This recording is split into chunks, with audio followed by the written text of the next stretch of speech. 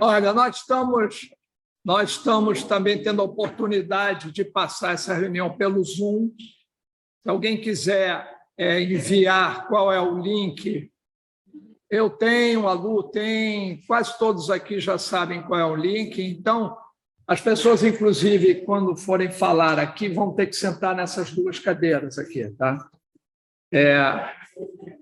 Eu queria agradecer a presença de todos em nome do Instituto Francisco. Estamos aqui com uma audiência muito legal, também a gente fica feliz com isso.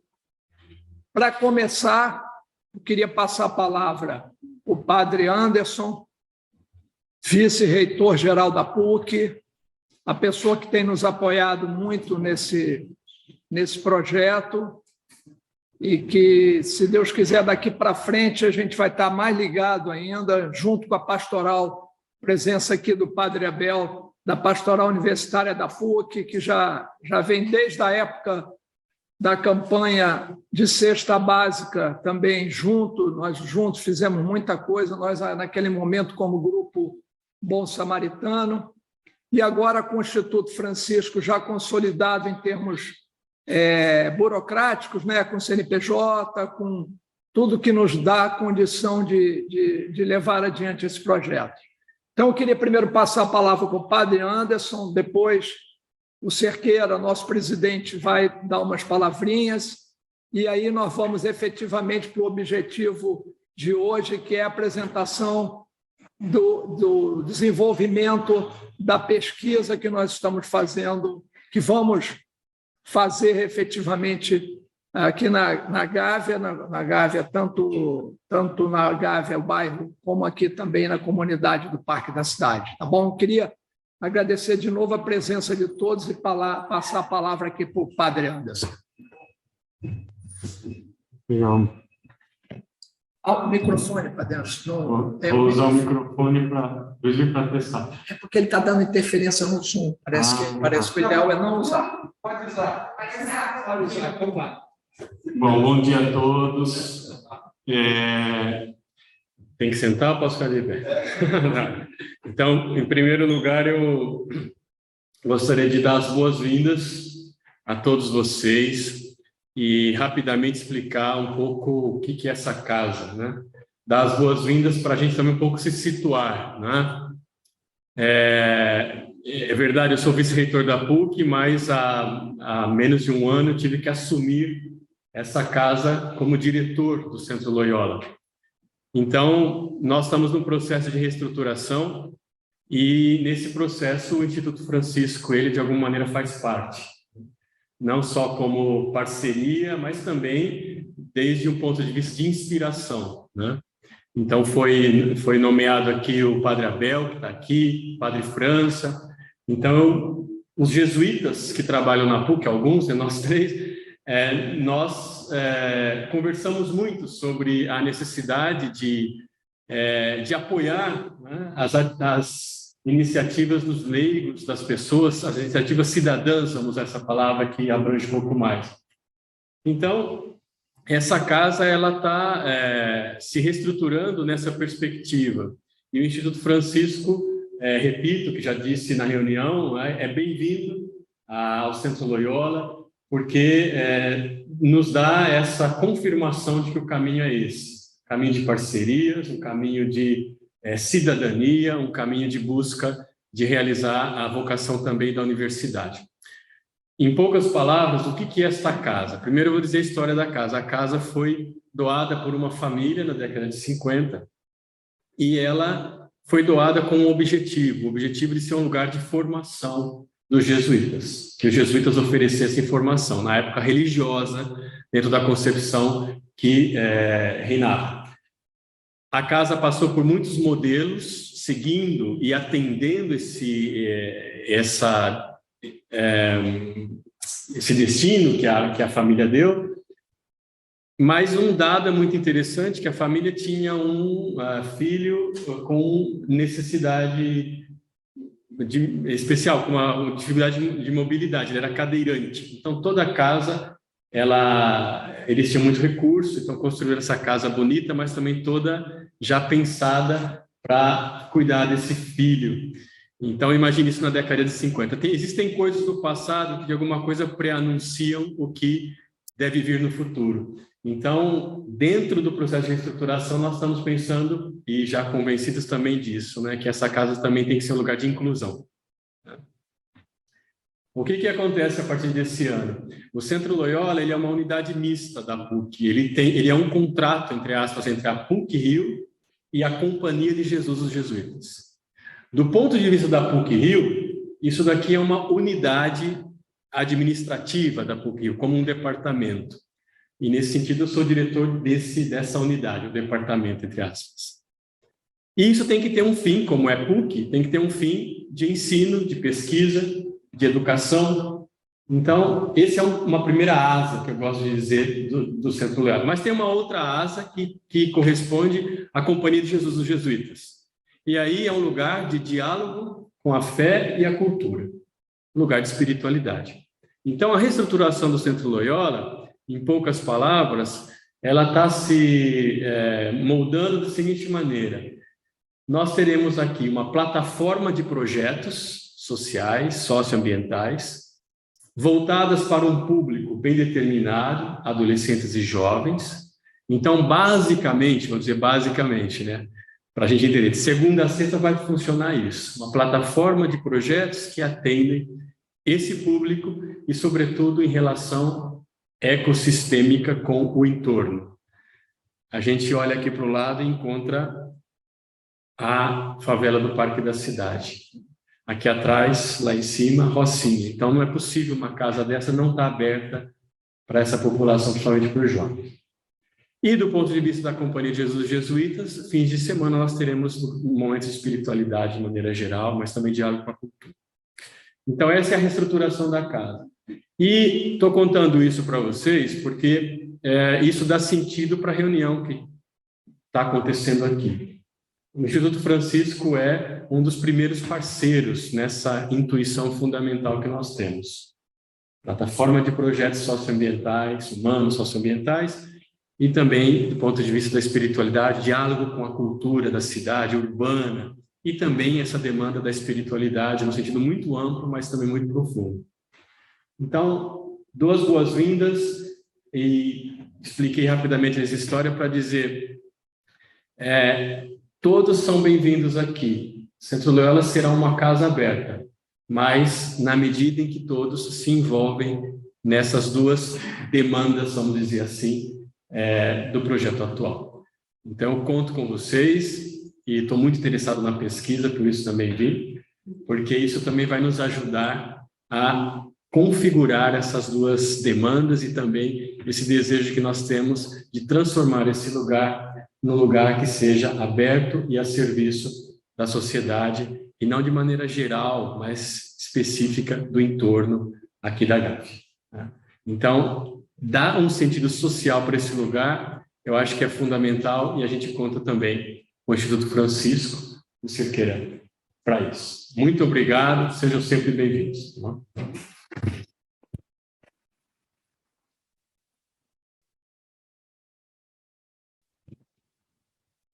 Uma vez mais, eu agradeço, como Júlio, a presença de todos aqui, e lembrar que há 77 dias, era um sábado, dia 4 de dezembro, nós temos nessa mesma casa aqui, que é a parte do campus da PUC, o pontapé inicial no Instituto, né? E começamos esse nosso grande projeto, que é o nosso sonho, de humanizar a cidade do Rio, promovendo a fraternidade.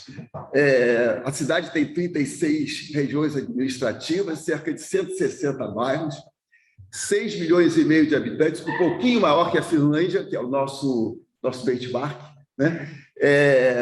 E a gente, então, está começando na Gávea, né?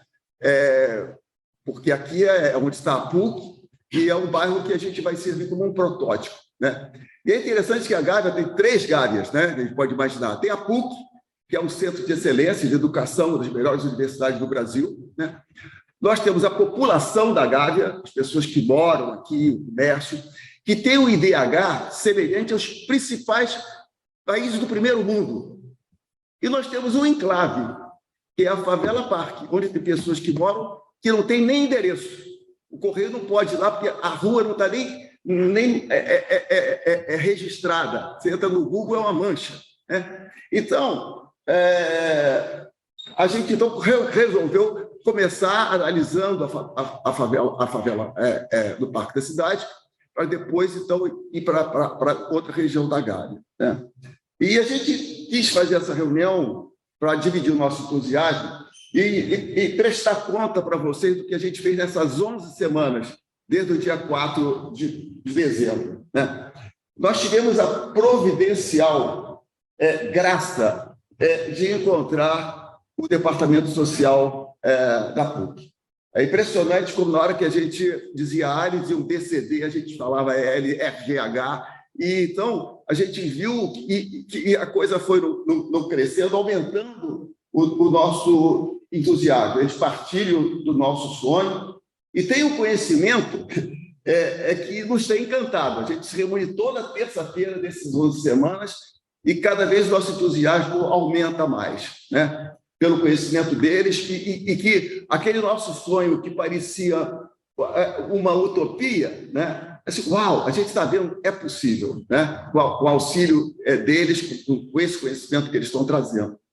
Então, a gente queria partilhar com vocês as razões desse nosso crescente entusiasmo, ele apresentando aonde está agora. Está bem no iniciozinho, mas já dá para a gente ter um sabor do que vem pela frente.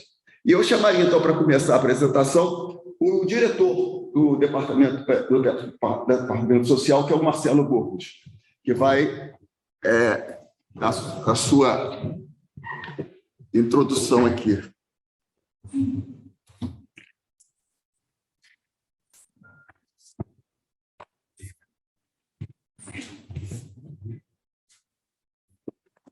Vou ficar em pé que talvez eu fale mais rápido.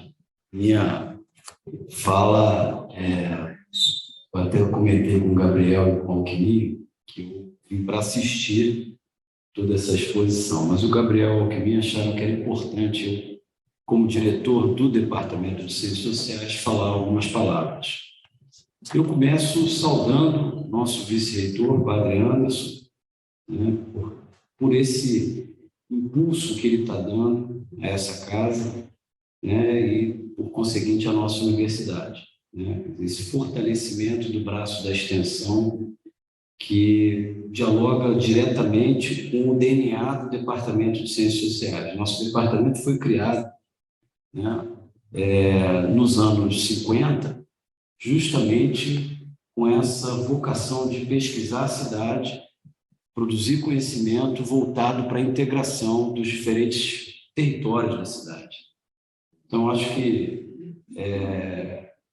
o Padre Anderson falava de que algumas coisas estão colocadas no passado que já antevêm o futuro, né? Eu acho que esse departamento surgiu a um braço da PUC, o Padre Ávila teve uma enorme importância nisso, que surge com essa vocação. Então, a gente, quando está no veio da madeira, a gente está confortável, né? E a gente costuma fazer melhor. Saudar também o Padre Abel. Uma coisa que é meio relaxada, Aham. dá uma sentadinha aí, porque senão o que é mais importante que a tua cabeça foi cortada. Ah, perdão. Tá certo. Eu quis ficar em pé, que aí eu vou mais rápido, né? A gente sentado fica muito à vontade, já viu. E eu tenho muita coisa para falar, mas eu não vou ocupar muito tempo, não. Então, eu estava saudando aqui também o Padre Abel e a pastoral, né? Elaine, que foi, inclusive, nossa doutoranda, nossa mestranda, né? E também, sobretudo, saudar o Instituto Francisco pela confiança, né? Por ter nos procurado, por ter estabelecido conosco uma relação tão fraterna, né? E, ao mesmo tempo, tão responsável, comprometida. Eu, literalmente, adoro a ideia do bairro fraterno, adoro a ideia de se produzir conhecimento com esse objetivo. Comentava com vocês, né, desde a nossa primeira conversa, que uma das pesquisas na qual eu me envolvi diretamente foi justamente com as escolas públicas do entorno da Gávea da Bacia. né? Entre outras coisas, a gente fez o festival PUC, Gávea e Rocinha, com escolas públicas e privadas. A Gávea, todos sabem, é um bairro de escolas, e a Rocinha tem hoje 5 escolas de ensino fundamental, para não falar do CEP Ayrton Senna. Então, acho que é um caminho que a gente tem que apostar, consolidar, aprofundar, né? E essa pesquisa, né, também permitiu ao Alckmin e Gabriel, né, de certa maneira, inaugurar, né, o nosso laboratório Dédalo, que é um laboratório que foi criado com a finalidade de desenvolver pesquisas qualitativas e quantitativas, né, mobilizando as ferramentas digitais que hoje estão cada vez mais disponíveis. E aí a pessoa do Alckmin é muito importante. O Alckmin é um craque, ele é um pesquisador aposentado do IBGE, é um cientista político, cientista social que transita com muito conforto na área da estatística, nas pesquisas quantitativas, e o Gabriel, que é antropólogo pós-doc do nosso departamento e que, inclusive, está se formando agora em informática, porque ele é um antropólogo com essa perspectiva muito aberta para o mundo digital, que para nós é absolutamente fundamental, por razões óbvias. Então, essa pesquisa ela se confunde com o próprio nascimento do Laboratório Dédalo, né? O Eric é um estudante de Ciências Sociais, a ideia é que a gente consiga incorporar estudantes de graduação, mestrado, doutorado nesse processo, como, aliás, todo laboratório de pesquisa universitário deve fazer, né? Então, para nós é uma oportunidade única, né? E acho que estamos colocando a nossa vida nesse projeto também. Dizer que, paralelamente, falava com o padre Anderson, nós fomos, de certa maneira, instados pela universidade a coordenar a proposição de um projeto para o edital FAPERJ Rocinha. Não sei se todos sabem, a FAPERJ, pela primeira vez, lançou um edital com foco numa favela e escolheu a Rocinha, por razões talvez óbvias, né? Como, digamos assim, esse laboratório, né?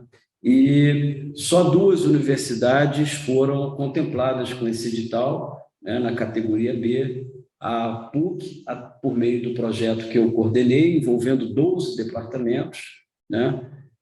A gente, inclusive, com isso, está criando o Centro de Pesquisa e Articulação de Conhecimentos PUC Rocinha, a gente deu o nome fantasia de UNIR, e a COP da UFRJ. Então, essas 2 universidades vão estar à frente desse projeto, que está articulado ao Parque Sustentável de Inovação da Rocinha, que vai ser instalado no Rinaldo Delamare, que é aquele prédio que fica ao lado da passarela. A ideia é que o nosso centro funcione aqui no São Marcelo, adjunto ao Laboratório de Humanidades Digitais. Então, eu estou falando isso porque eu acho que são iniciativas que se somam. Paralelamente, a gente conseguiu também o edital, também da FAPERJ, esse mais focado para as escolas. A gente ganhou um edital com um projeto voltado para o CIEP Ayrton Senna. Falava também com o padre Anderson. CIEP Ayrton Senna, para quem não liga o nome ao prédio, é aquele CIEP que fica ao lado da passarela da Rocinha, atende cerca de 2.000 estudantes de ensino médio, 90% deles moradores da Rocinha. Então, acho que com essa parceria com o Instituto Francisco, com essa pesquisa no Parque da Cidade, com essas outras ações e esse polo, né, que tenha toda a vocação para ser um polo, que é a casa, que é o Instituto Loyola, eu acho que a gente tem tudo para conseguir, em poucos anos, aí, no espaço de 5 anos, começar, talvez, a aprofundar, né, e transformar esse acúmulo que a universidade tem numa ação extensionista mais coordenada, estruturada, né, porque, para concluir, quer dizer, o nosso entendimento também de extensão é que a PUC é uma universidade de excelência, sob vários critérios, exatamente porque ela se tornou um centro de produção de conhecimento. A extensão na verdade, muito mais do que serviço, né? O escritório modelo do direito, o atendimento de psicologia aplicada, entre tantos outros, ou de arquitetura, que também temos um escritório modelo de arquitetura, mas a produção de conhecimento, quando ela é compartilhada com comunidades, com os seus diferentes públicos, né? E, com isso, promove o debate e a reflexão, ela é transformadora. Então, o nosso entendimento de extensão passa muito por aí também. Não há barreira entre pesquisa, produção de conhecimento em alto nível e extensão. Ao contrário, né? Então, eu entendo que todas essas iniciativas e essa manhã de hoje, né, o Gabriel e o Alckmin vão apresentar aqui já o que eles conseguiram produzir de dados, junto, em parceria com o Instituto Francisco, que eu acho que essa é uma experiência também de pesquisa compartilhada, né, que é muito interessante. Enfim, eu acho que vai ser um marco aí importante. Tá? Eu agradeço aí pela oportunidade de estar falando aqui. Eu disse que eu ia falar em pé para não me exceder, mas, enfim, eu acho que é uma maneira também de homenagear aí a todos. Obrigado pela atenção.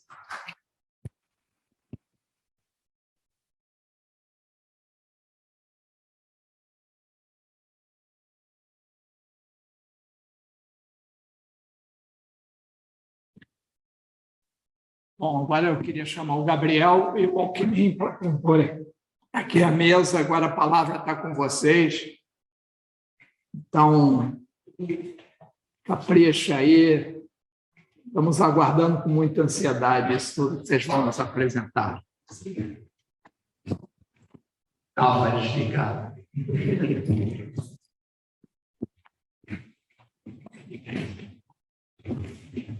Você passou esse slide? Eu passo.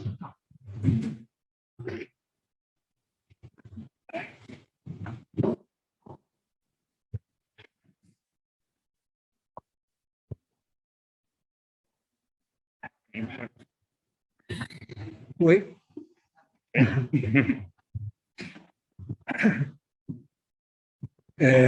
Um bom dia para todos. Eu pretendo ser mais rápido também, porque a parte mais importante de hoje vai ser a fala do Gabriel, já apresentando resultados de pesquisa. E a gente fica, assim, chega uma certa idade que a gente acha que vai ficar muito nervoso, né? Mas, como esse projeto é muito emocionante, eu confesso que eu estou bem emocionado com esse evento. Até porque é um projeto que começou, na verdade, antes do Instituto, né? Começou em março, a partir de um contato que o Júlio fez comigo, e a partir disso a gente começou a trabalhar. Logo o Departamento de Ciências Sociais se envolveu, logo o Gabriel se envolveu, e aí a gente começou a fazer esse projeto e ter as reuniões e formatar e já executar esse projeto. Então, assim, um ano, né? Quase. Mas não estamos ainda caminhando. Quer dizer, e a nossa ideia é que essa parceria, que não é uma ideia inicial, é que essa parceria seja uma parceria prolongada, né? Que ganhe a dimensão que está sendo colocada aqui hoje, pelo Gabriel,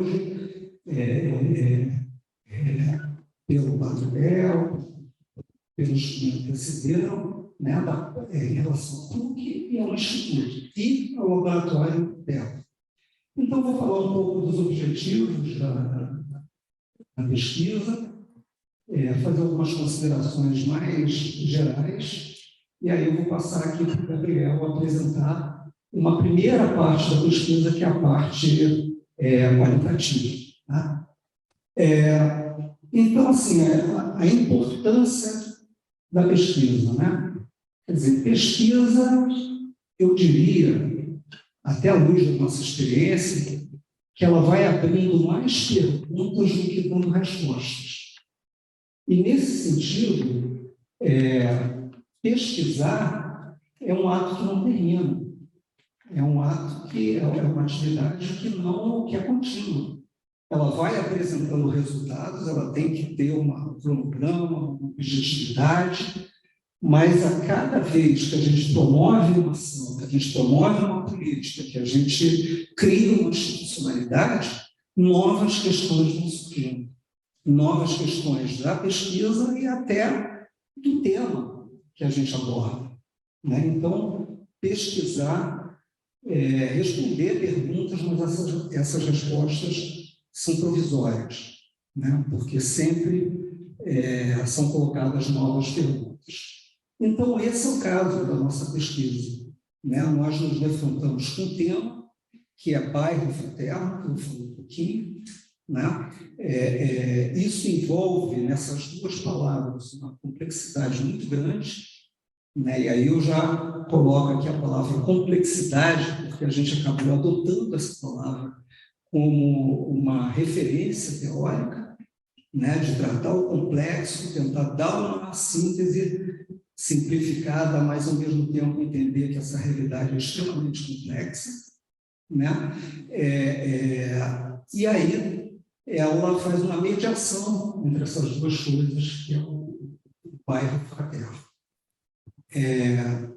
Uma outra questão é que nós avançamos na metodologia, né? Então, a nossa metodologia é uma metodologia que envolve o mundo virtual, que envolve o conceito de rede, né? Que une a metodologia quantitativa com a metodologia qualitativa, né? E que traz a pesquisa para o âmbito da universidade, que, como foi dito aqui, se não for um projeto transversal que envolva os saberes que existem na universidade, nós perdemos uma grande oportunidade, o projeto acaba ficando limitado. Então, nesse sentido, esse projeto é um projeto inovador. Nós estamos aqui fazendo uma inovação, né? Eu diria, inovação tecnológica, né? Nesses dois sentidos, no sentido da riqueza metodológica, mas também no sentido de entender o papel da universidade como um papel transformador, né? Um papel transformador e holístico, transversal. Eu vou falar rapidamente dos dois termos da nossa pesquisa, né? Que é o primeiro é o bairro, e o segundo é o fraterno, né? Então, vou começar pelo bairro. A cidade do Rio de Janeiro tem 6 milhões e meio, 6 milhões e 700, já estamos indo para quase 7 milhões, e 20% dessa população vive em favela. Né? A cidade do Rio de Janeiro é a segunda cidade maior do país, tem uma história aí de centralidade dentro do país, né? Inclusive, assim, a história dos jesuítas é central para entender a cidade, né? E ela teve uma importância estratégica na colônia, no Império, na República, né? Tem o segundo maior PIB e indicadores sociais que, em geral, são muito bons comparados com o Brasil e outros estados. Mas, ao mesmo tempo, apresenta uma grande desigualdade, ainda em problemas muito sérios, de pobreza, de meio ambiente, né? Problemas que típicos, de uma certa forma, das grandes cidades, mas também alguns problemas bem específicos. E a Gávea, né, como foi dito aqui pelo Cerqueira, é um bairro nobre, é um bairro que apresenta um dos melhores, se não os melhores indicadores da cidade, de todos os bairros. Ele fica lá a Gávea fica lá no topo, né?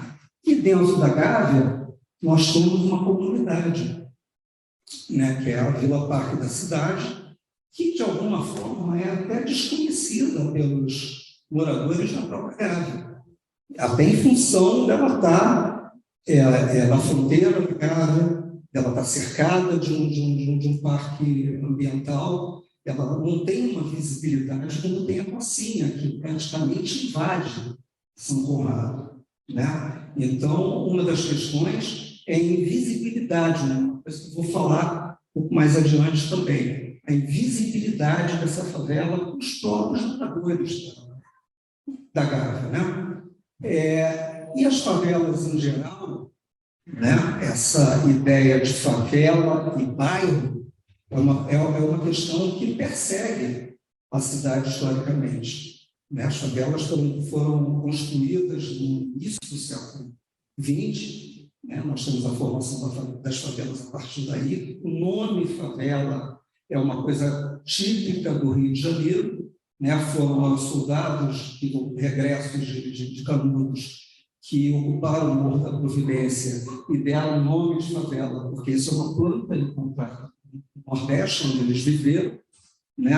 E também tem a ver com o desmonte dos cortiços, né? Cujos moradores desalojados foram ocupando também as favelas. Então, eu não vou me alongar nisso, mas essa história é uma história que a gente deve ter em mente quando a gente aborda esse projeto. Por outro lado, né, mais recentemente, as favelas cariocas e as favelas em geral, elas têm um estigma muito forte de marginalidade, de uma visão negativa sobre seus moradores, além da séria questão da violência, da criminalidade, de uma relação muito complicada com o poder público do Estado, principalmente com as forças de segurança pública, né? Então, só para lembrar aqui, nós tivemos, lá no início da década de 90, uma invasão em Acari, né, que demandou uma reação muito forte da cidade. Isso está registrado no livro do Zoni Ventura, né? Recentemente tivemos aí o Jacarezinho, né? Então isso aí a questão da violência, ela está intrinsecamente presente na realidade das favelas, com uma questão de ausência de cidadania. Não é a condição do Parque da Cidade. O Parque da Cidade, a Vila Parque da Cidade tem indicadores melhores também que a maioria das favelas cariocas, e não tem um problema de segurança sério, né? O que, de uma certa forma, facilita o nosso trabalho, mas a questão do estigma e da ausência de cidadania, de serviços, etc., é uma realidade presente. Por outro lado, antes de passar para esse mapa, eu gostaria de falar um pouco da fraternidade, que é o outro termo da nossa pesquisa, né? A ideia de fraternidade, na última reunião, 4 de dezembro, o Cerqueira foi lá na origem, na etimologia da palavra, né? Então, vou fazer um recorte aqui histórico e dizer da importância histórica, política, socialista política, da ideia de fraternidade a partir da Revolução Francesa, né? Já num dos textos de Rousseau, ele colocava a ideia de fraternidade como uma ideia de compaixão, né? Capaz de fazer com que os homens se identifiquem uns com os outros, né? Muito próximo da ideia de irmandade. E essa ideia é exatamente a que esteve presente na Revolução Francesa como algo que seja capaz de ligar a ideia de liberdade com a ideia de igualdade. Sem fraternidade, seria inviável ter essas duas coisas, né? Por outro lado, o termo fraternidade, se a gente vai para os Estados Unidos, por exemplo, a irmandade, que também é uma coisa francesa, da maçonaria, por exemplo, né? A fraternidade é uma sociedade de irmãos, mas uma sociedade mais fechada, né? Uma cultura, por exemplo, que muito presente nas universidades. Mais de 60% dos presidentes norte-americanos passaram por fraternidades universitárias. A gente vê isso nos filmes, né? Então, é uma outra ideia de fraternidade. E, finalmente, a fraternidade ela tem uma importância, uma centralidade no catolicismo muito grande.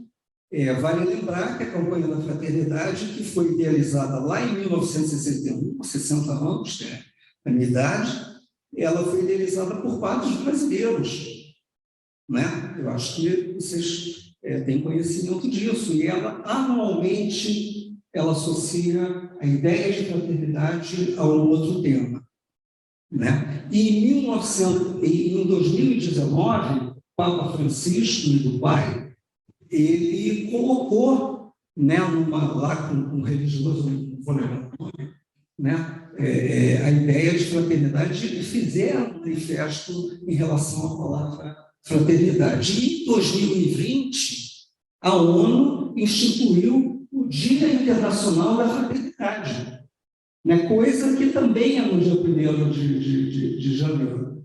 Então, assim, anualmente, o Papa Francisco faz um discurso no dia 4 de fevereiro, que é esse dia, colocando, né, também associando um tema à fraternidade. Nesse 4 de fevereiro, por exemplo, ele disse que sem nós não nos considerarmos irmãos, o mundo desaba.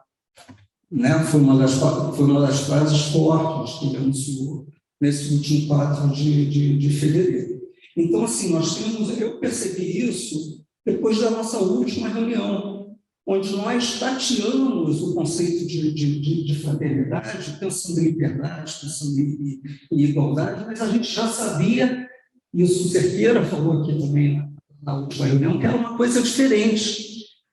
Né? Então, se a ONU, que produz indicadores vários, IDH, inclusive o índice de felicidade, que foi uma coisa lá do botão da década de 70, mas nós não temos um índice de fraternidade. Isso não existe. E nós podemos construir a partir desse projeto, né, que é um outro conceito. Então, eu queria dizer isso, já terminando, mostrando esses mapas aí, né? Esse é o primeiro mapa, a gente vê lá o Parque da Cidade, que é uma favela bem pequena, como eu falei, né?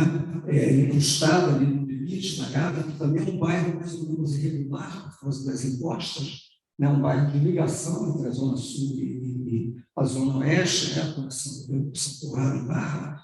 Né? E a gente pode comparar, por exemplo, com o Leblon, e a gente vê o formato dos quarteirões, o formato regular, né? da geografia de um bairro como o Leblon, Jardim Botânico, com a própria Gávea, e vê, aí você olha para a Rocinha e vê um padrão mundial, né? Que é esse padrão aqui, qualquer favela de mundo, né?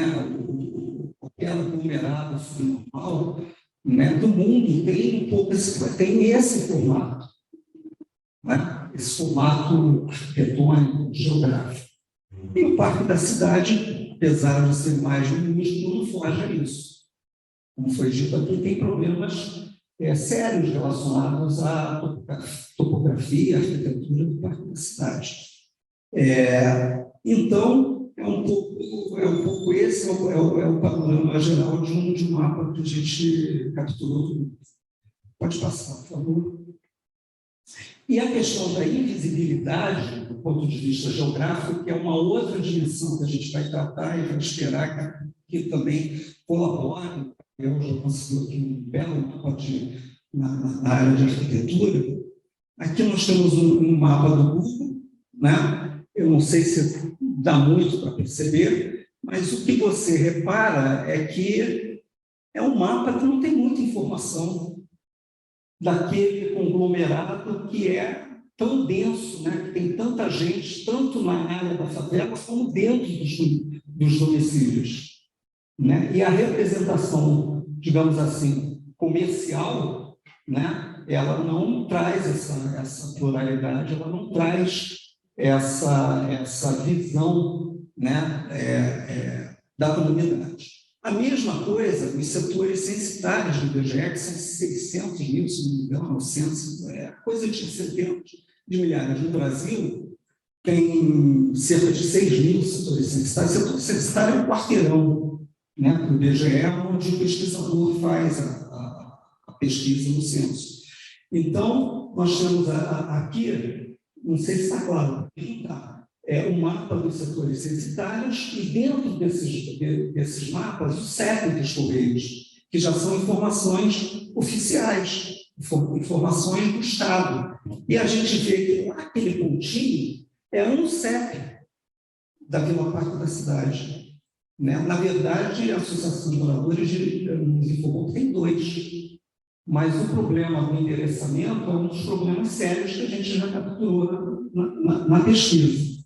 E aqui embaixo nós temos novamente no Zoom, o pontinho do CEP e os 3 setores censitários que o IBGE reconhece dentro da Vila Parque da cidade. Pode passar, acho que é o penúltimo. Aqui é a informação mais detalhada de um daqueles setores, o setor mais do canto. Nós temos um mapa do setor, né, que também não é um mapa rico, né, e temos aqui a descrição do setor, aqui à minha esquerda, né, que descreve o arruamento, onde o pesquisador vai passar para fazer a pesquisa dentro da Vila Parque. E, por último, pode passar? Nós temos aqui um mapa que foi produzido pela arquitetura da PUC, que é o mapa mais detalhado que a gente encontrou até agora. Parece que a gente tem também do IPP, da prefeitura, ainda vai ser pesquisado, mas esse mapa é digital, ele já tem detalhamento do arruamento, ele já tem detalhamento de pontos específicos dentro da comunidade, ou seja, já é um exemplo de colaboração que a gente pode dar dentro dessa atividade, né, plural e transversal que a gente enxerga, que é o papel da universidade. Então, eu vou passar agora para o Gabriel, que vai apresentar os primeiros resultados da pesquisa qualitativa e fazer alguns comentários se deixar passar a mão. Obrigado.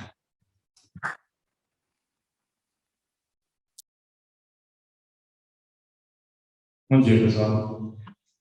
A minha parte, então, é a responsabilidade da primeira parte da pesquisa, né, que é a pesquisa propriamente qualitativa, mas a nossa ideia, como já foi mencionado antes, é você fazer uma conjugação, né, entre métodos quantitativos e qualitativos, de uma forma, de alguma maneira realmente original, para gerar um produto específico, um relatório específico e uma forma de conhecimento que possa ser usada para os objetivos do Instituto Francisco.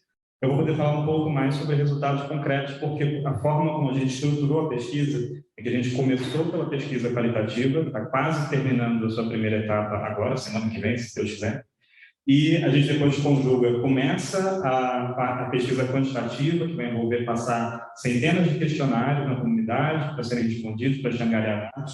Mas a gente decidiu começar pela qualitativa para quê? Né? Para a gente saber o que exatamente vale a pena perguntar. A gente não vai chegar a uma pesquisa prévia, né, já pré-moldada, encaixotada e simplesmente aplicar. Já construindo, né, um modelo específico de pesquisa, um questionário determinado para obter informações que vão se agregar às informações que a gente já obteve, né, durante a pesquisa propriamente qualitativa. Eu vou começar falando um pouquinho, tanto o Marcelo quanto o Alckmin mencionaram já isso, mas vou falar algumas coisas mais específicas que têm a ver com a pesquisa qualitativa, sobre 4 pontos. Começava falando da motivação da pesquisa, de uma certa forma, para que a pesquisa serve, né? Essa pesquisa específica foi feita para atender uma demanda, né? Uma demanda do Instituto Francisco, que chegou para a gente com uma ideia, com uma missão, um conjunto de propostas, de iniciativas, mas de forma bastante original, eu acho que altamente louvável, né? Eles próprios disseram, a gente não quer sair fazendo, a gente não quer começar a fazer sem pensar primeiro, a gente quer descobrir, a gente quer conhecer em profundidade para que as ações que a gente faça sejam realmente eficazes. Isso não significa que não tenha a possibilidade de fazer, como o Instituto já fez, né, especialmente na pandemia, ação direta, ação emergencial, entrega de cestas básicas, mas a ideia, né, que chegou para a gente do Instituto não queremos fazer só isso, e até queremos que o foco do Instituto seja outro, né, seja um conjunto de ações mais profundas, mais transformativas, para a ampliação da fraternidade entre as pessoas, né? Era uma demanda ampla também, em certo sentido, e que a gente foi conjuntamente descobrindo e construindo, né? Junto com o Instituto, nessas reuniões semanais. A gente teve já, mesmo antes de começar a pesquisa, né? Previamente, essas reuniões duraram alguns meses com um grupo executivo, né? 3 das pessoas do Instituto Francisco com a gente, para que a gente, de fato, entendesse, conhecesse e construísse a demanda de forma coletiva. Além disso, tinha uma outra motivação, né? Desde o início, o Instituto falou, a gente também está querendo fazer algo que seja extensível, que seja potencialmente aplicável em outras localidades no futuro. A gente não está fazendo um projeto pequeno, de fato, né? Foi uma demanda do Instituto para a gente, vocês lembram que foi falado aqui nessa sala, né? Na inauguração do Instituto. A gente quer fazer algo que seja, de fato, potencialmente transformador em uma profundidade ampla, né, em um alcance bastante amplo. Então, a ideia foi começar, de fato, pequeno, específico, no local determinado, porque ele pode funcionar como um caso experimental, né? Como um caso laboratorial, em certo sentido. O termo, a expressão mais adequada que a gente usa é um caso privilegiado, por conta das características específicas da favela Vila Parque da cidade. Em geral, a forma como os habitantes se referem a ela, a Vila Parque da cidade, se vocês forem ali, tem alguns lugares escritos, na própria entrada da comunidade, né? Esse nome. A ideia é um local que é com um acesso relativamente facilitado, como o Alckmin falou, com índices de violência muito baixos, que permite que a gente faça um projeto que é um projeto piloto, que futuramente pode ser ampliado para outras localidades tendo sucesso. Além disso, a gente tem que pensar a justificativa, né? Por que a gente faz uma pesquisa como essa? Não só para que ela serve, né? Então, de saída, estou muito atrás. Tá. Já existem. Porque está com o papel. Chega mais para frente. De saída, né? É importante dizer isso. Não existe nenhuma questão, necessariamente nenhum impedimento para a realização de ação social que seja uma ação social feita de forma um pouco mais diletante. Eu gosto desse termo particularmente porque ele mostra não só uma não profissionalização, né, que não é necessário para fazer ação social, para apoiar a ação social, e a palavra diletante, mesmo radical da palavra predileto, né, predileção. É algo que você faz por você estar apaixonado, você tem amor por uma determinada causa, né? Então, essas são ações que são nesse sentido diletante. Nada contra essas ações, de forma alguma. Mas, quando a gente faz uma ação que seja embasada por pesquisa, que seja precedida, né, por um conhecimento aprofundado de um local, de uma determinada localidade, a chance da gente fazer ações bem-sucedidas, da gente usar bem os recursos, da gente ter um impacto mais profundo, mais duradouro, mais contínuo, certamente aumenta. E essa foi a demanda que chegou para a gente, é para isso que o laboratório da PUC foi criado realmente, para atender esse tipo de demanda. Então, vou dar alguns exemplos para vocês concretos de ações que foram tomadas já aqui na Vila Parque e que a gente, na pesquisa, né, descobriu que não tiveram a continuidade que mereciam, que deveriam ter, o impacto que gostariam de ter. Então, por exemplo, uma delas foi a criação dessas chamadas estações de higienização. Construíram alguns pias em locais estratégicos da comunidade, porque uma das principais demandas da Vila Parque é a falta de água. Não saneamento, é fantástico isso. A comunidade é praticamente toda saneada, isso não é uma grande questão para ela, mas a água, abastecimento de água é uma questão e que é resolvida de formas muito criativas também pela população. Para auxiliar, um determinado grupo foi construiu essas pias públicas, deixando elas acessíveis, e isso foi feito em 2019 e 2020. Agora, as pias já não estão mais funcionando nenhuma das duas, infelizmente.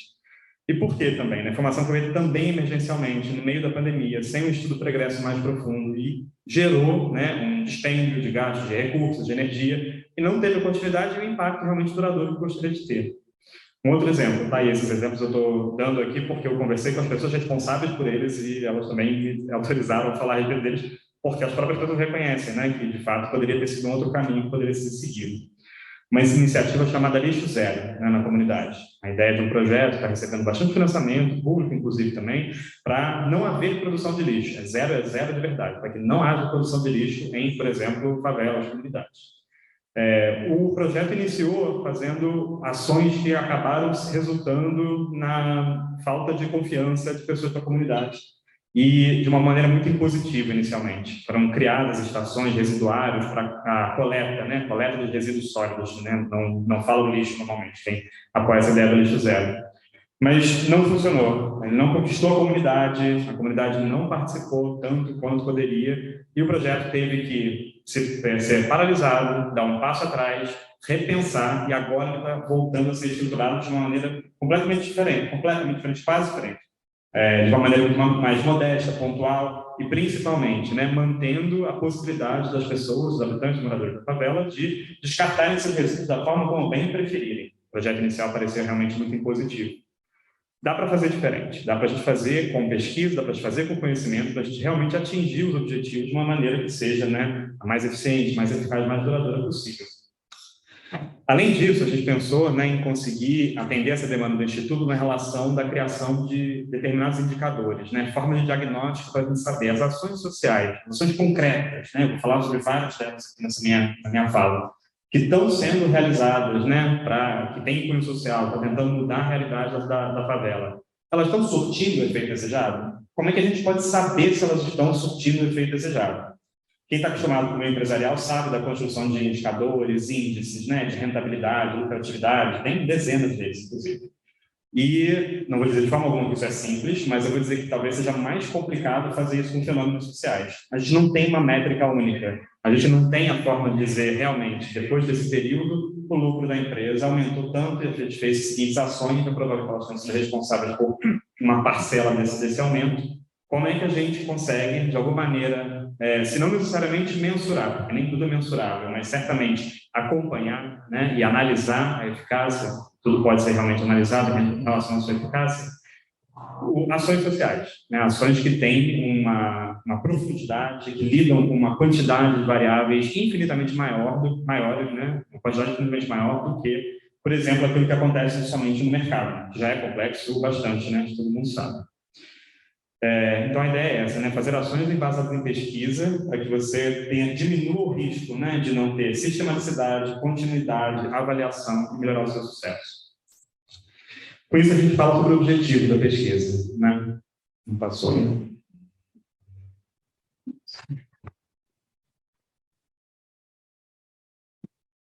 Não entra lá. O que a pesquisa gera concretamente, né? Para quem não está muito ligado com a academia, isso pode ser uma questão, né? E a pesquisa fica algo muito etéreo. A pesquisa, de fato, produz, especialmente quando ela é implementada dessa forma, né? De maneira mais aplicada, mais de tipo de extensão, como o Marcelo comentou, ela gera conhecimento científico aplicado, que é entregue na forma de relatórios, né? São relatórios de inteligência, efetivamente. É conhecimento da realidade em questão, aprofundada, de um ponto de vista extremamente qualificado.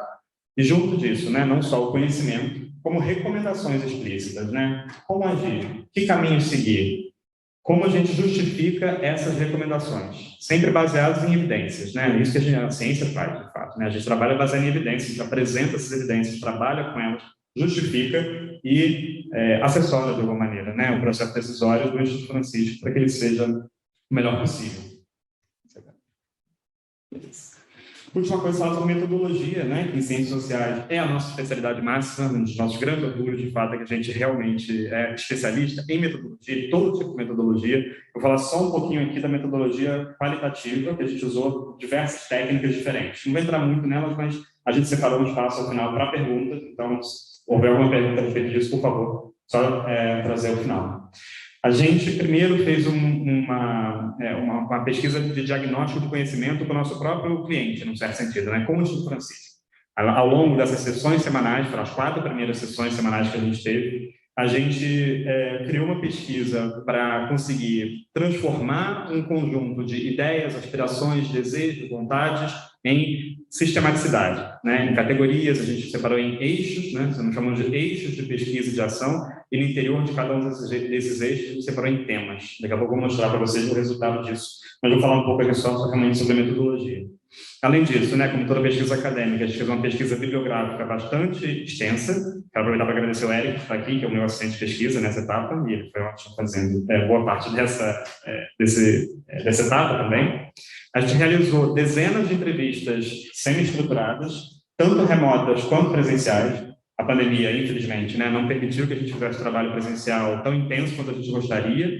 Ele começou mais nos últimos 2 meses, praticamente. Mas a gente fez bastante e contou com muita boa vontade, participação das pessoas da própria comunidade em fazerem a pesquisa com a gente também remotamente, né? Pelo Zoom, por exemplo, ou simplesmente por ligações telefônicas, e duravam ligações de 1 hora, às vezes 1h30. E a ideia é que a gente faça também grupos focais, a gente não chegou nesse ponto ainda, mas vai ser bem importante a gente fazer os grupos focais, é uma outra metodologia que envolve reunir as pessoas, obter pontos de vista diferentes e contrastantes das pessoas que são partes interessadas mais diretas naquela realidade. A gente fez a etnografia digital, que constitui em acompanhar digitalmente a própria rotina, né, de uma determinada comunidade, especialmente durante a pandemia. E, finalmente, a gente fez um pouquinho, não vou dizer que a gente pode fazer muito, que a antropologia, quando eu falo pouco, significa menos de 1 ano. Tá? Então, a gente fez pouco trabalho de campo. Então, a gente tem feito trabalho de campo de forma contínua, conhecendo as pessoas, encontrando elas, conversando com elas, entendendo e convivendo um pouco da sua rotina, para a gente ter o ponto de vista aprofundado, né, detalhado, que é a característica principal da antropologia.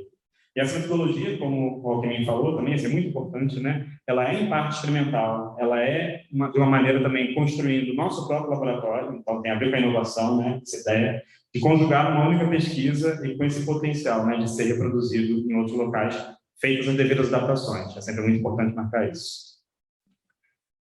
Vamos, então, falar sobre resultados, que eu já posso compartilhar alguns resultados com vocês. O relatório final, realmente, só o Instituto Francisco vai ter acesso a ele, porque ele contém dados que são potencialmente sensíveis, mas a gente faz uma versão também que pode ser mais divulgada, sem esse tipo de dado, e fica a critério do próprio Instituto, né, que é quem encomendou a pesquisa, quais informações que efetivamente vão ser divulgadas. Primeiro, eu vou falar grandemente dos 4 níveis de resultados que a gente obteve, agora na pesquisa qualitativa, e depois vou detalhar cada um deles. São eles, primeiro, o mapeamento dos eixos e dos temas de ação social, esse que eu mencionei brevemente, ele junto do Instituto. Em seguida, a pesquisa em profundidade sobre os eixos e temas escolhidos, depois que a gente tinha definido, né, quais eram os temas, quais eram esses eixos, fez essa pesquisa em profundidade. Envolveu bibliografia também, mas que já envolveu um pouco de pesquisa direta com as pessoas. Por fim, a gente está fazendo agora, né, quase concluindo, a análise das ações concretas a serem apoiadas pelo Instituto Francisco. Então, aqui é realmente o momento mais pé no chão, mão na massa, né? Querem construir uma quadra poliesportiva, reformar uma quadra poliesportiva na comunidade.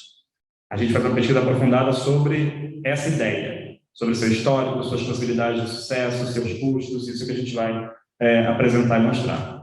E, por fim, um conjunto de conclusões da pesquisa que tem a ver com recomendações e soluções recomendadas, que é uma maneira da gente agregar, né, a nossa expertise de ciências sociais para a ação do Instituto Francisco.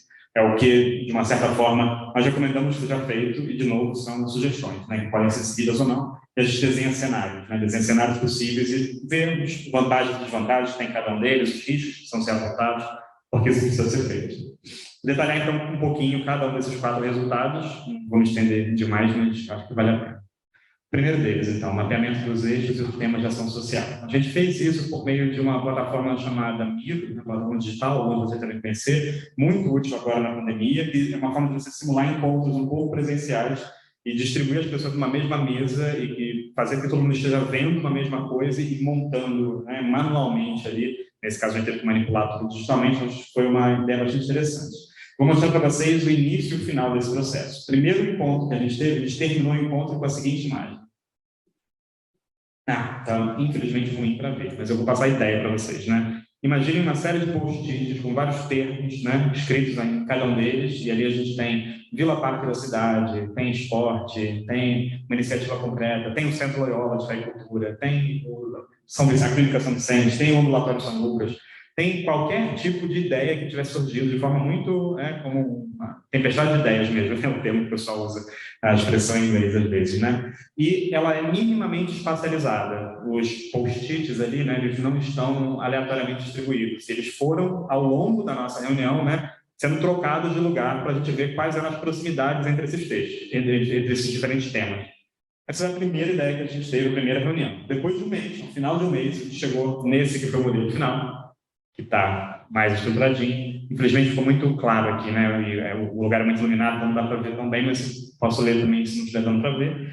Mas aqui a gente já tem uma divisão em 15, que chamamos de 15 eixos, né? Que são os eixos estruturantes da pesquisa, sendo que o eixo central, que está ali, né, negritado, de certa forma, é o da fraternidade, né? É o conjunto de ideias e valores que orienta, né, a ação do Instituto Francisco e que, por conta disso, precisa sempre ser mantido em mente, né? Toda ação em volta não é uma ação de cunho social, não é uma ação de assistência social pura e simples, né? É uma ação de cunho social voltada para o aumento, para a ampliação da fraternidade. Então, ele foi mantido como eixo central. Ali dentro a gente tem temas como cultura do encontro, né? Diversos, realmente. E separados em torno dele a gente tem 14 eixos possíveis, né? Habitação, saúde, história, esporte, transporte, segurança, educação, cultura, ação social, tecnologia, comunicação, economia, meio ambiente.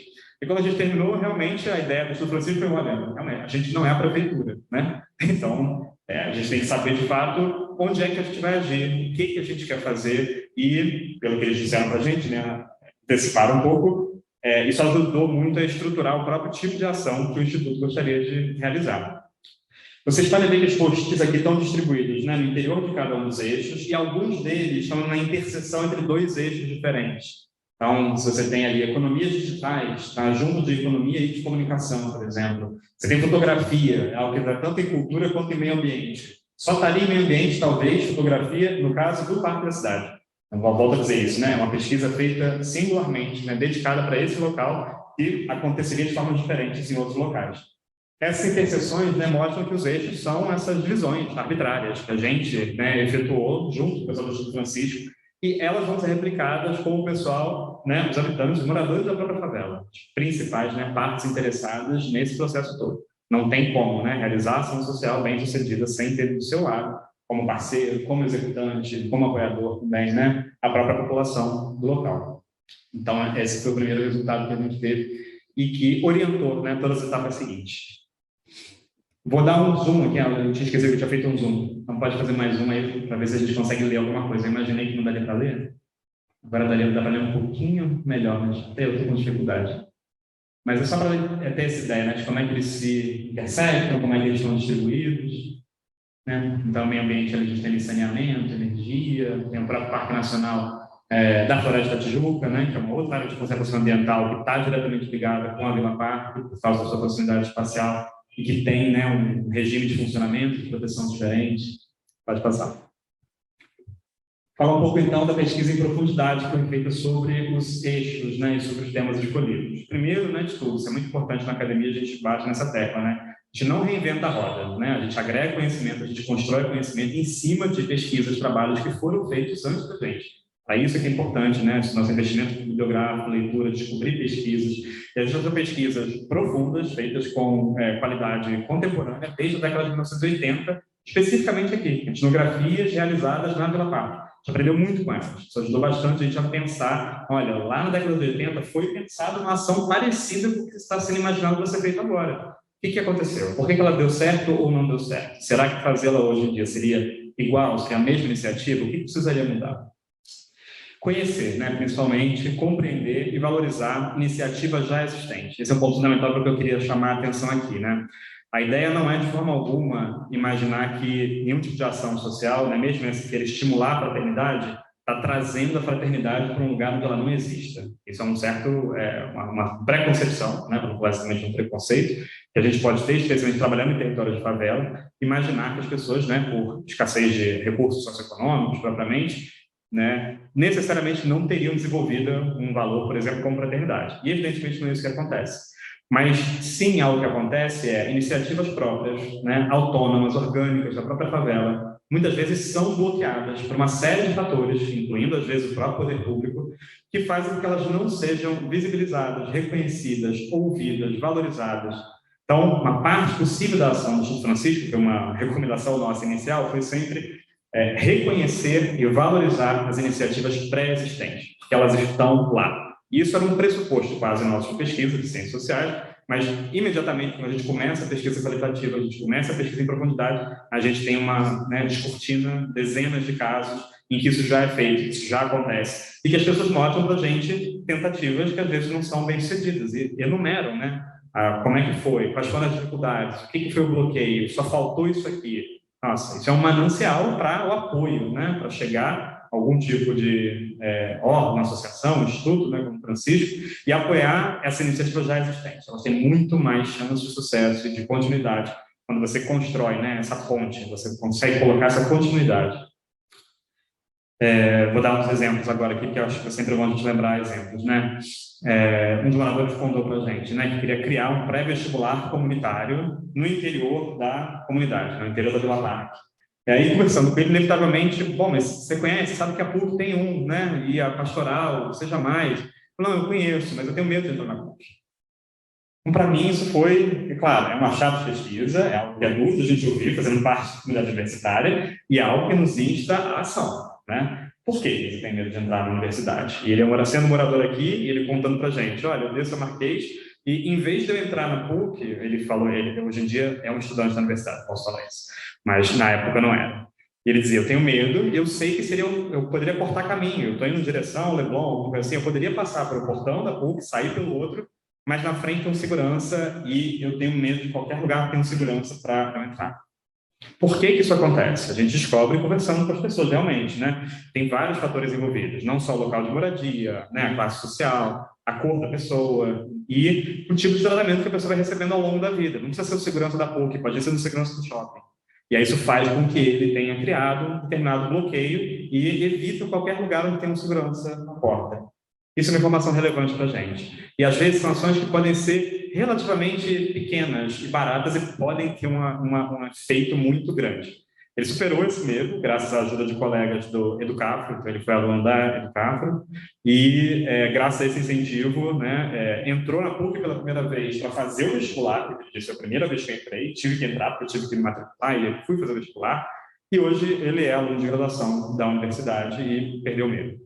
Mas essas histórias, né, que podem se multiplicar, ele disse, isso fui eu, né, aconteceu comigo. Agora, eu gostaria de replicar isso aqui dentro, porque eu sei que determinadas pessoas da comunidade, e eu fui um que consegui furar esse bloqueio, né, não vão a um pré-vestibular comunitário se ele não for feito na própria comunidade. Mas não precisa também duplicar os esforços, né, a gente perder em eficiência. Você pode fazer um determinado tipo de vínculo, como ele teve, né, ele falou que foi um mentor, que era um sociólogo que ele teve, né, do Cafro, que estimulou muito ele e que permitiu que ele vencesse esse medo e entrasse, né, prestasse vestibular e entrasse na universidade. Então, que tipo de iniciativa potencialmente agregadora, né, que construiria essa ponte, essa conexão, e imediatamente, isso já está no meu relatório, mas eu ouvi o Padre Anderson falar aqui no começo, né, que a função dessa casa aqui é justamente essa, né, funcionar como um local de formação e de contato com a comunidade do seu entorno. Eu já tinha imaginado isso, né, já está no nosso relatório. Estabelecer uma parceria com o próprio Centro Loyola, né, para que alguma coisa aconteça aqui que seja mais próxima, né? E, claro, conversar com o segurança do Centro Loyola também para que eles sejam altamente receptivos, para que se apresentem para a comunidade. Eu já conversei com vários deles, sei que vários deles moram na comunidade. Então, isso é muito importante, né? Um exemplo só dessas dezenas de ações que a gente está trabalhando aqui, mas acho que é legal de ter exemplos concretos. Deixa eu fazer, Gabriel, claro. uma colocação. O que é interessante normalmente o uniforme de segurança tenta repetir isso, né? Às vezes, se você botar um uniforme mais, né, pode mudar completamente o conceito. Exatamente. E aí você vê, é uma ação pequena, exatamente.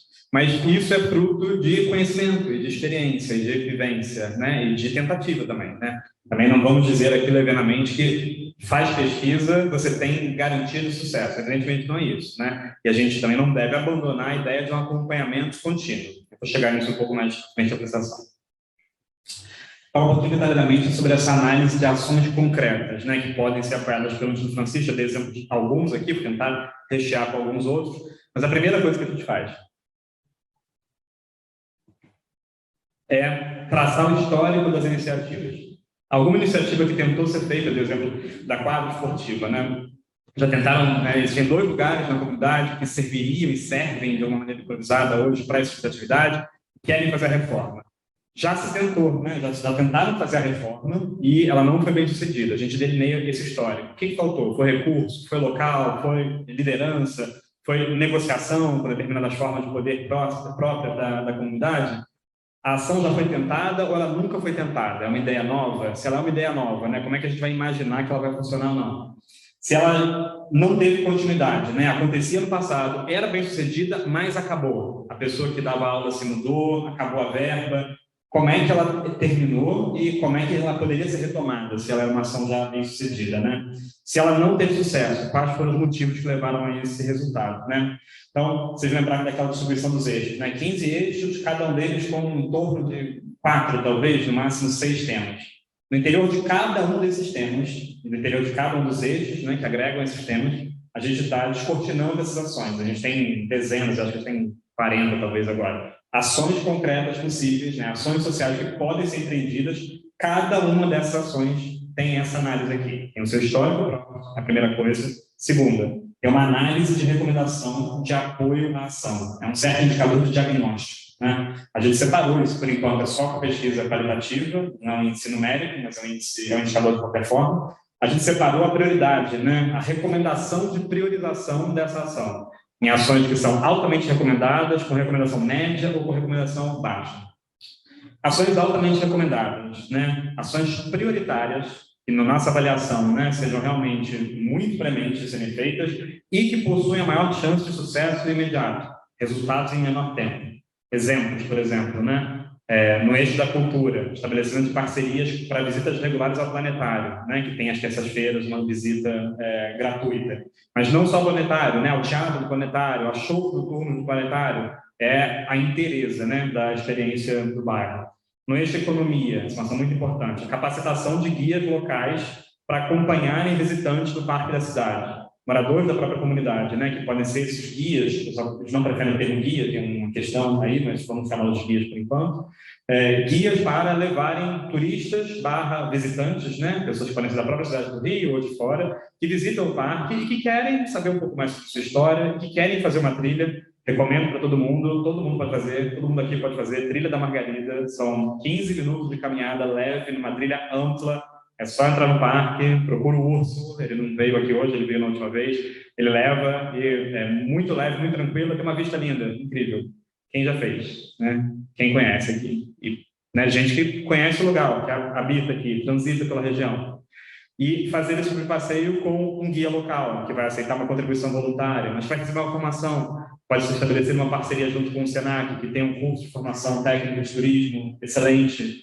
E se o curso não foi integralmente dado, com algum módulo pode ser oferecido de forma mais direta, mais pontual. É uma ocupação, se não exatamente plenamente econômica, mas de estabelecimento de vínculos com o local, com a comunidade, orientação de vida.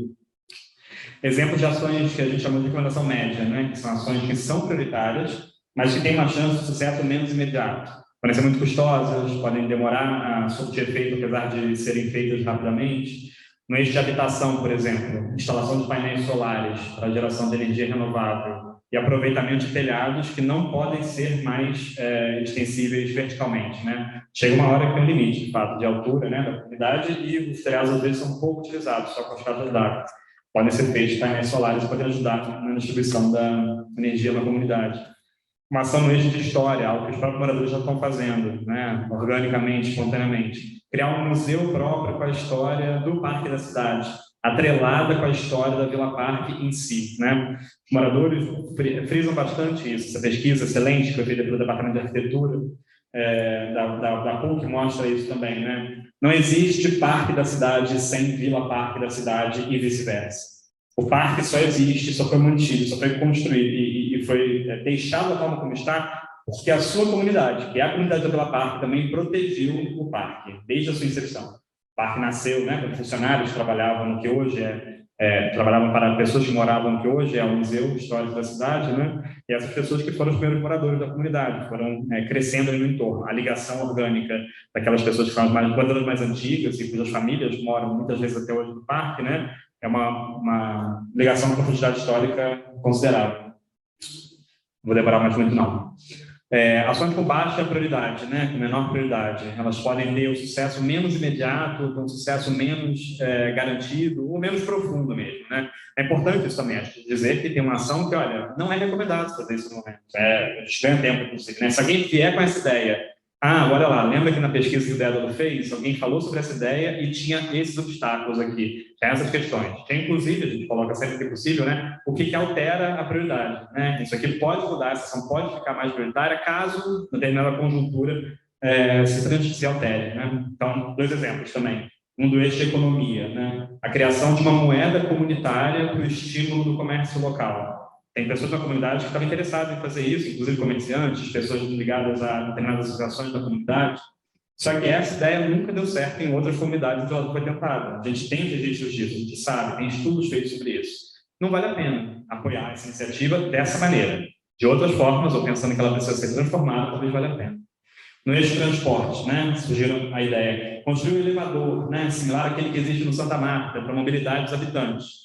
Interessante, mas muito longo prazo, muito custosa. Tem outras ações mais imediatas que podem ser feitas e que podem surtir efeito agora. Os moradores que moram na parte mais alta, que têm dificuldade de mobilidade, de acessibilidade, né, que foi comentada já hoje. Então, distribuir as ações, né, organizar o que está sendo feito, o que está querendo se fazer, para saber qual a melhor forma de fazer. E, por fim, muito importante, né, terceiro item dessa análise é o acompanhamento do impacto das ações. Saber como você acompanha o impacto de uma ação. Então, de novo, cada uma dessas dezenas de ações que estão aqui analisadas na pesquisa qualitativa tem uma sugestão de forma de acompanhamento. Não dá para fazer uma ação, né? A ideia que eu mencionei antes, e simplesmente deixá-la de lado, sem saber se ela está servindo aquilo que você propôs, especialmente quando você está fomentando uma ação, né? Se você está querendo investir realmente, se está querendo apoiar, inclusive com recursos, que medidas concretas podem ser implementadas para você saber se as ações empreendidas estão realmente tendo o efeito pretendido?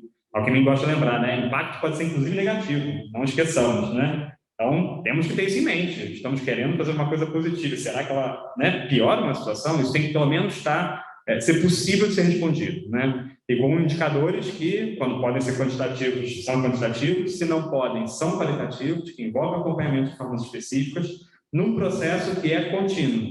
É importante para avaliar não só se ela está funcionando, como, se ela não está funcionando com o tempo, se ela poderia funcionar melhor, avaliar como isso pode ser feito, para que as ações sejam transformadas.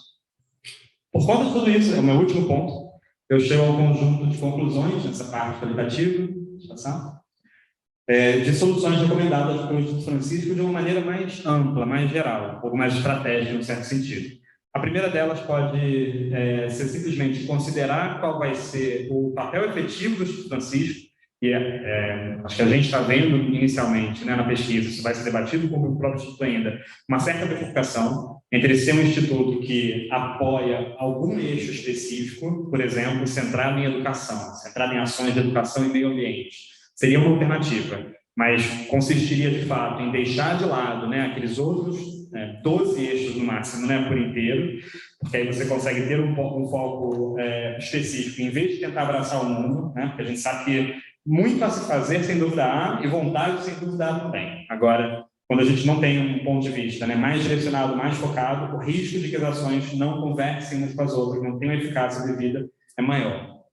Então, isso é um caminho, né, uma alternativa. E a outra paralela, de certo modo, a essa, tornar-se um ponto focal, né? O Instituto Francisco poderia ser um ponto focal de uma rede de ações que já são existentes. Então, parte desse nosso mapeamento, né, dessa cartografia de ações sociais, envolve conversar com outras associações, né? Várias outras associações já fazem ações sociais na comunidade e a ideia é sempre somar forças, né, agregar, para fazer com que você consiga a maior eficácia.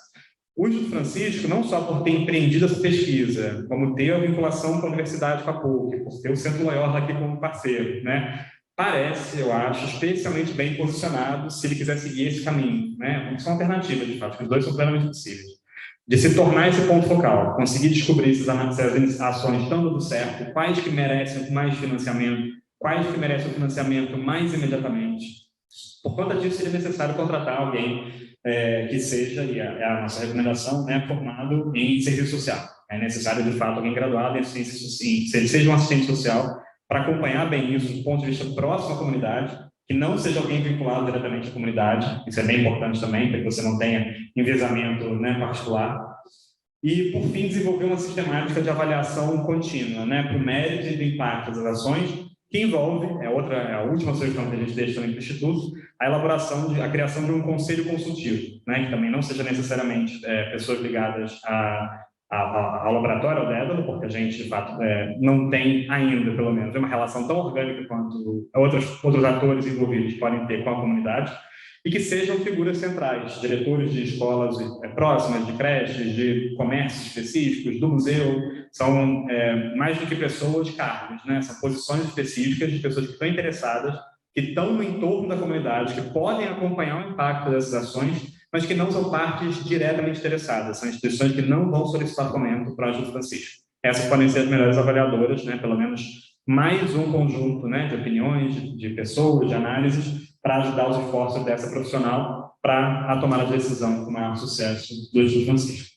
Queria terminar dizendo, então, que a gente está, sem dúvida, muito feliz com o estabelecimento, né, dessa parceria, agradecer a todo mundo pela presença também, sempre estamos abertos para sugestões, perguntas, críticas, e a gente quer registrar, no final, de novo, um elogio para o Instituto Francisco por ter nos instado, né, a fazer parte dessa, que é uma verdadeira aliança virtuosa, eu acho, que une, de um lado, excelência acadêmica, com ação social concreta, potencialmente transformadora.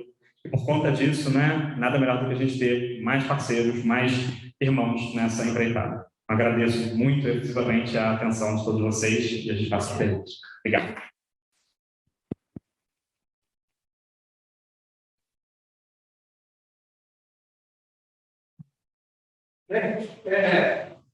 estamos abertos para todo mundo, né? Todo mundo que deve ser direcionado ao Gabriel, ao Keninho, pode ser também ao Marcelo, ao Padre Anderson, ao Padre Abel. Fiquei com uma dúvida. Quando a gente fala da pesquisa desse bairro fraterno, ele também engloba uma outra parte da comunidade que não está inserida na Vila Parque da cidade. Como é que vocês estão tratando, até para ouvir, né? Eu sei que parte da pesquisa é ouvir esses pontos locais de colégios e outros órgãos, mas como é que vocês vão promover essa integração, né? Porque senão a gente fica só focado em ações voltadas aqui. Como é que a gente une de uma forma fraterna também com o restante do bairro? Não pode pensar. Como que é seu nome? Silvia. Silvia, isso foi uma pergunta que colocaram para a gente, o Francisco colocou isso para a gente desde o começo, de fato, né? Olha, a gente vai fazer um projeto que seja o bairro fraterno, o bairro é a Gávea, né? Então a gente tem muito mais coisa do que somente a Vila Parque. E o que a gente, né, acordou com eles, e acho que foi a forma como a gente entendeu isso, que seria o melhor jeito de desenvolver, seria, olha, a gente tem que começar por algum lugar, e esse lugar é o foco e a âncora, e é evidente que já existem iniciativas que conectam, né? A Vila Parque da cidade está no interior da Gávea, e, em certo sentido, é parte do bairro da Gávea também, e já existem esse trânsito, essa ponte com outras instituições, outros locais na própria Gávea, de um modo geral.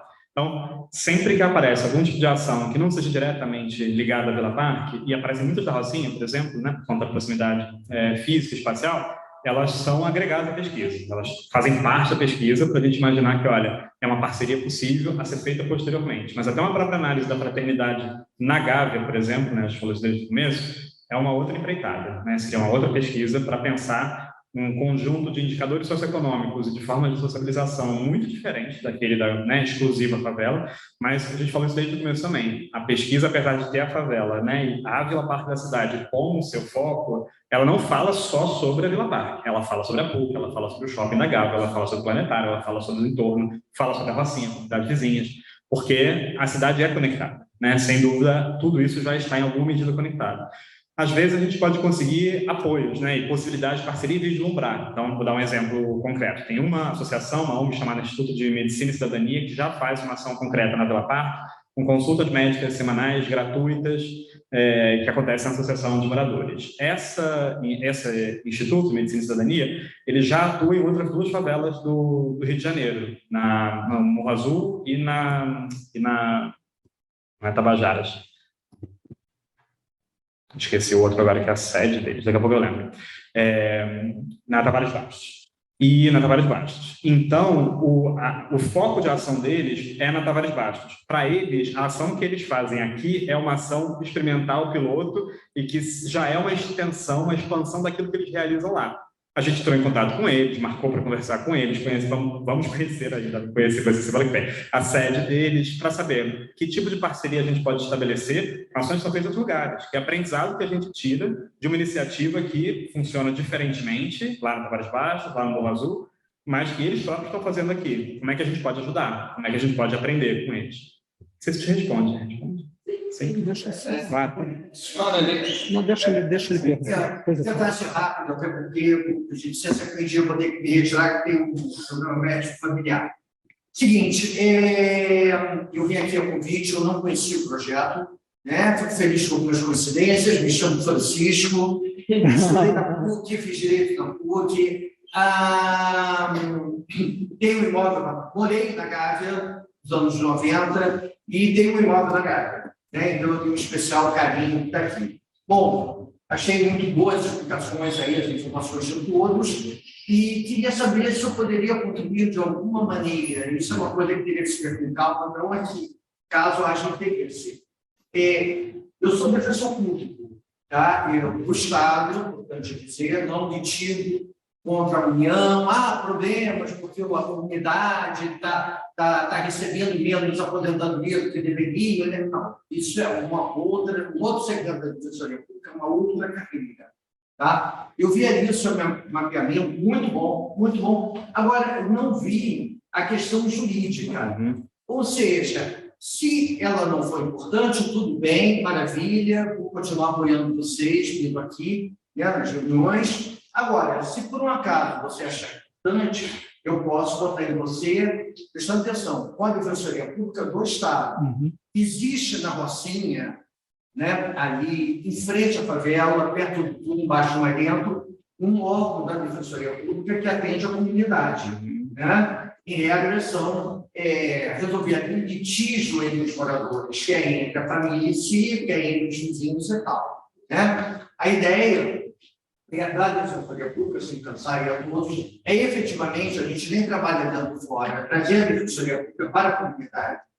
Né? Então, isso é uma realidade, é uma opção que a gente fez. Né? Então, se por um acaso for útil, tá bom? Podem me procurar e aí eu faço contato também. Também sou diretor da associação, não tem nada, nenhum mérito aí disso, não chato e tal, mas acho também que pode me ajudar, né, através de estagiários, a investir, enfim. Aí, disposição. Perfeito, Francisco. Maravilhoso, acho que só apoiar, né? O Instituto Francisco, imagino que vai querer, né, colocar contato, vai conhecer esse nome maravilhoso também. E dizer que... É interessante, eu não devo deixar no telefone. Por favor. E... A gente tem uma... Tem a fichinha, né? Claro.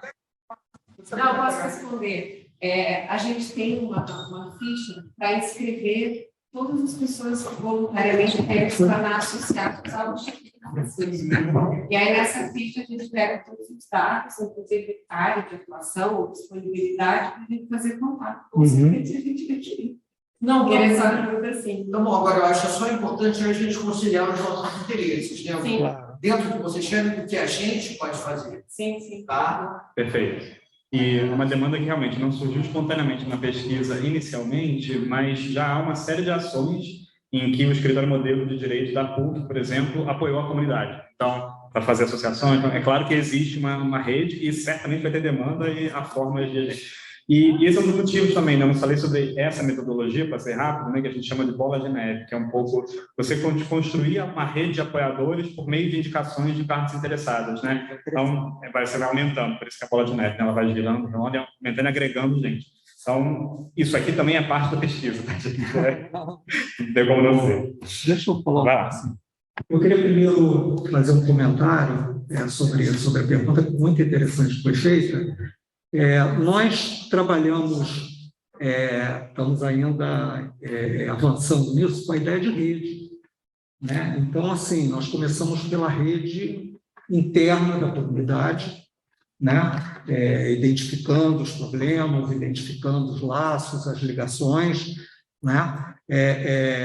E temos uma outra rede importante, que é a PUC. Temos uma outra rede, que é a favela, que são as favelas no entorno, Rocinha, Vidigal, né? E temos redes, quer dizer, a nossa ideia de rede é que o parque da cidade ele seja a gente compreenda essa rede interna, fortaleça essa rede interna através da fraternidade e faça ligações com outras redes existentes.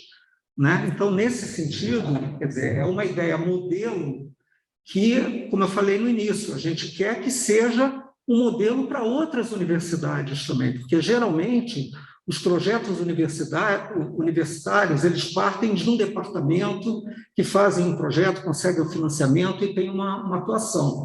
Quer dizer, o que nós estamos pensando é de uma ideia, de uma concepção de rede, que tem muito a ver com a ideia de fraternidade. Né? Então, isso que você colocou faz total sentido.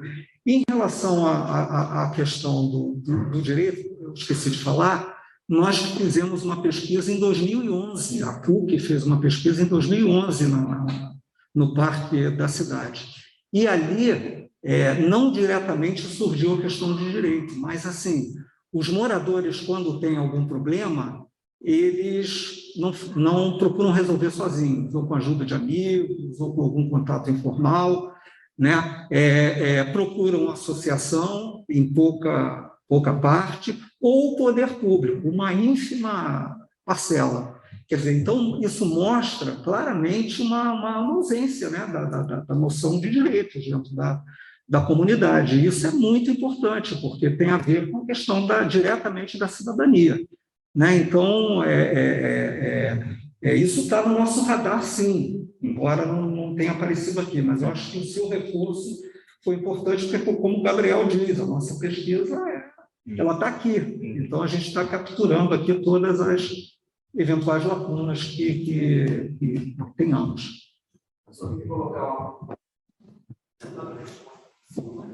Das primeiras coisas que a gente fez no parlamento, nós levantamos todos os CNPJ para trabalhar. Nós todo o que quer todas as a gente andou fazer a pesquisa e é um lugar mais carente. E a gente, quando for colocar a pressão do nosso CNPJ, a gente quer levar ao consenso uma ideia. Mas realmente são 15 mil pessoas que habitam fora do nosso trabalho.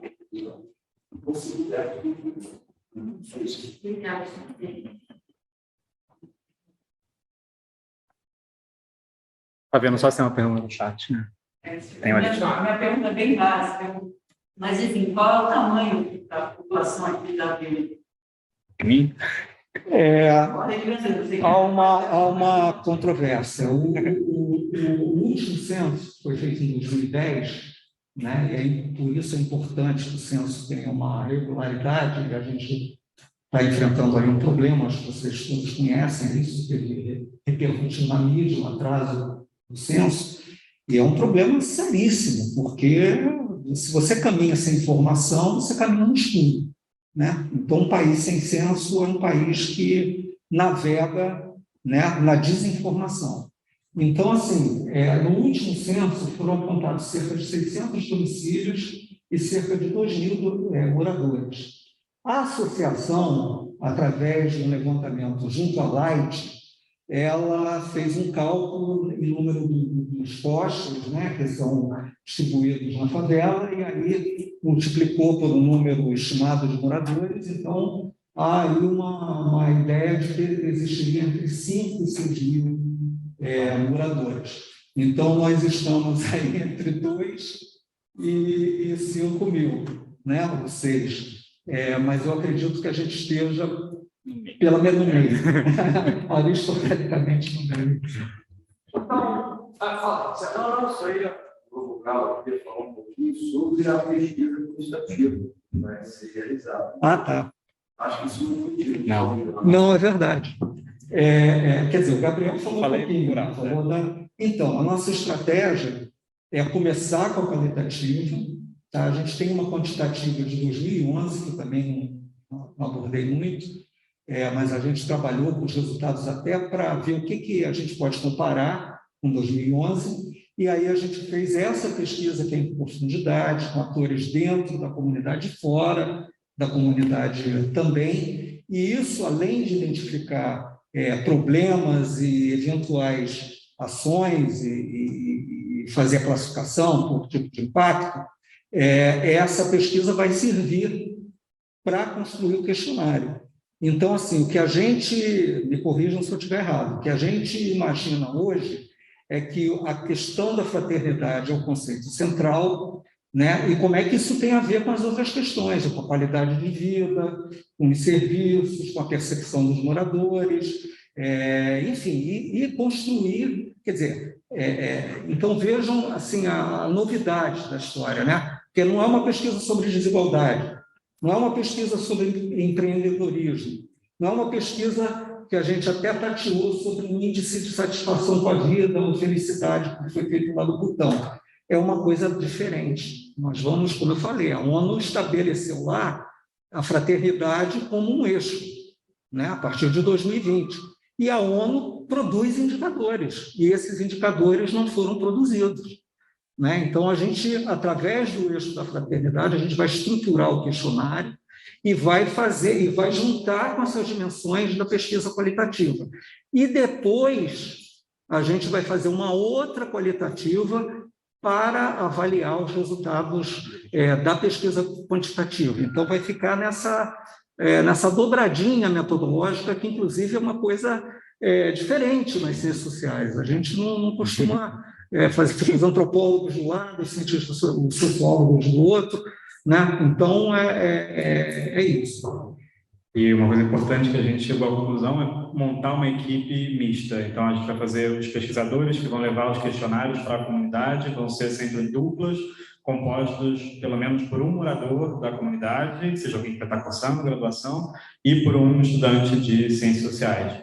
E a gente já viu com isso, a gente consegue atingir um grau de diversidade muito maior do que o tradicional, porque a gente consegue, porque as pessoas conhecem a rotina da própria favela, né? Chega aí moradores que trabalham durante o dia, só estariam disponíveis à noite, gente que vai responder no ponto de ônibus quebrado ao longo do dia, e a gente vai conseguir uma outra qualidade de informação. Então, até isso está sendo um questionário diferente. Deixa eu só falar uma coisa que eu também esqueci. Uma outra dimensão que eu apresentei no início é a dimensão geográfica. Essa dimensão é importantíssima, porque não tem CEP. Então, a nossa pesquisa quantitativa ela vai ser o mais distribuída possível dentro da comunidade para dar uma representação geográfica, né? Uma coisa que foi sugerida é a gente levantar o e-mail das pessoas para ter uma forma de cidadania e de aproveitar que a gente vai fazer com 600 pessoas e já estabelecer uma ligação com elas até para futuras pesquisas em forma de painel. Enfim, são coisas, são possibilidades através tanto da quanti quanto da quali que vão ter desdobramentos que a gente ainda nem sabe totalmente.